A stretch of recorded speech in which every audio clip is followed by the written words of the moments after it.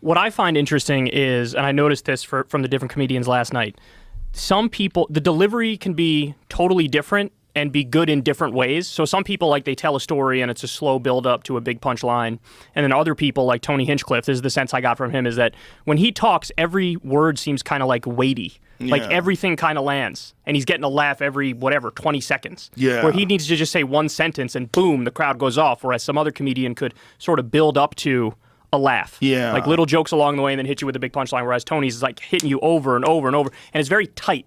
His set was very tight, where it's like every word in this is in a place where I'm going to get the maximum result. Yeah. Which to me, it's like you crack some sort of fucking code to be able to do that. You know what I mean? Tony's a dedicated professional. You know what I mean? He's really dedicated. That dude's obsessed with comedy. I mean, he's constantly going over his material. We're constantly having calls where he'll call me up, oh, dude, this Black Adam bit now, it's got this and it's got that. And he'll tell me the new punchlines he came up with when he was in Denver, and, we're howling, and we're always like bouncing. You saw us hanging out in the green room. We're always bouncing stuff around. Yeah. It's a beautiful workshop. The green room is amazing because when you got like William Montgomery and Brian Simpson and David Lucas and me and Tony, and we're all fucking around, and Ron White's there, and we're all bouncing stuff around. Oh, is he usually there too? Oh, Ron White lives here too. I wish I saw him. We've seen twice. We've been to that club, the Vulcan, and he wasn't there either time. But I would have loved to see him. I always thought he was really funny. I'll see if I can get him to come out tonight because we're doing the Creek in the Cave tonight. But yeah, Ron's in town. We have Tim Dillon, Ron White, Tom Segura, Christina Przitsky, Tony Hinchcliffe, David Lucas, William Montgomery, Hans Kim. We have so many fucking people that live here now. So are there any ego issues between those people? Because they're all such big personalities. They all can fill the room with their own personality. So is there any butting heads, or does everybody get along nicely? No, massive camaraderie. It's a beautiful community. It's really good here.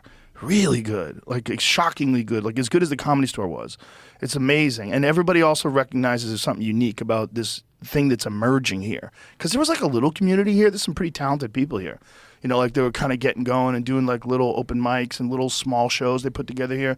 But now it's like thriving. And so there's these people that are moving here just to do stand-up. People that have this dream of doing stand-up. They're trying to get on Kill Tony. And there's clubs all around town now because the feeling of comedy being in Austin is like very tangible. So many people are excited about it. So it seems like the breakup eventually between Hollywood and comedy was inevitable, given that, with Hollywood, everything is sort of pre-produced and very particular, and you got executives telling people what they can and cannot say, and everything's very kind of scripted on that front.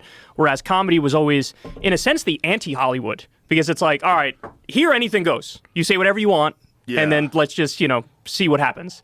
And so it seems like the breakup was inevitable at some point, that now, they've moved away from Hollywood. And it seems like, I don't know, you would know better than I would, like who's still left in Hollywood and LA versus who's in New York. And now it seems like here there's almost maybe the biggest scene here now. Yeah, there's a giant scene here. New York still has a very good scene. There's still elite comics in New York, and there's still some really good comics in LA. It's just less of them.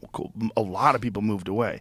Theo moved to Nashville, Theo Vaughn. But is there a comedy scene there? A little bit, but like there's Nate Bargatze, who's fantastic. He's there. But Theo's going to move here now. So it's like he's excited about it too. Like there's so many people that have moved here.